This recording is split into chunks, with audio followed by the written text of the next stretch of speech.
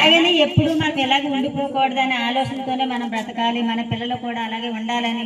చాలా నేనైతే చదువుకోలేదండి, మేము చాలా పేదరికంగా పుట్టి పెరిగాము.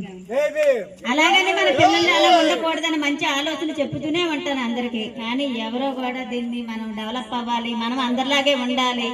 వాళ్ళందరికి ఉన్నది ఏంటి, మనకు లేనిది ఏంటి? మనల్ని ఎప్పుడు ఎక్కడికి వెళ్ళా సరే తక్కువగానే చూస్తున్నారు, వాళ్ళతో సమానంగా మనల్ని తీసుకెళ్ళా సరే ఎక్కడో కాడ మనకి చిన్నగానే చూస్తున్నారు.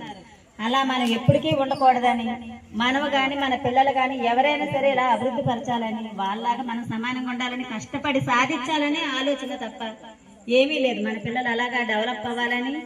మరి మేము అంబేద్కర్ మన కోసం ఎంతో కష్టపడి ఎక్కడెక్కడో ఎన్నెన్నో ఇబ్బందులు పడి, మంచినీళ్ళకి కూడా చాలా ఇబ్బంది పడి, చదువుకోవడానికి కూడా తనని చాలా దూరంగా ఉంచారు. కానీ ఇప్పుడు మనం అలా లేం కాబట్టి ఇంకా మనం డెవలప్ అవ్వాలి, ఇంకా మనం అభివృద్ధి పరచాలని మరి మేము అనుకుంటున్నాం. మీరందరూ కూడా సాయం చేయాలి, మనం అందరం ఐక్యతగా ఉండాలి. అది మీరు ఖచ్చితంగా మేము మీకు ఏదైనా సహాయంగా మేము కూడా చేస్తాం. మీకు అందరికీ నమస్కారం అండి.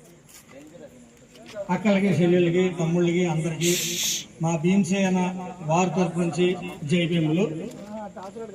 ఈ రోజు యాక్చువల్గా మాట్లాడటానికి కారణం ఒకటే, సంటి పిల్లలు కూడా వచ్చి జెండా పట్టుకుని మాకు స్వాగతించారంటే నా బ్లడ్ మామూలుగా పరిగెట్టడం లేదు.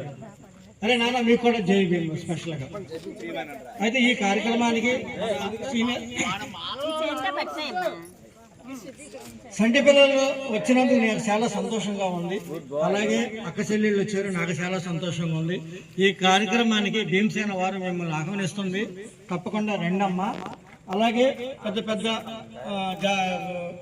బైరి నరేష్ గారు, ఐలయ్య గారు, తులసి చంద్ గారు, ఇంకా మంచి మంచి వాళ్ళు వస్తున్నారు. మంచి మంచి ఉపన్యాసాలు ఉంటాయి. మన భారత రాజ్యాంగం అంటే ఏంటో మనకి పూర్తిగా అవగాహన ఎవరికి లేదు, నాకు కూడా. అయితే అంబేద్కర్ ఒకటే చెప్పాడు, రాజ్యాధికారం.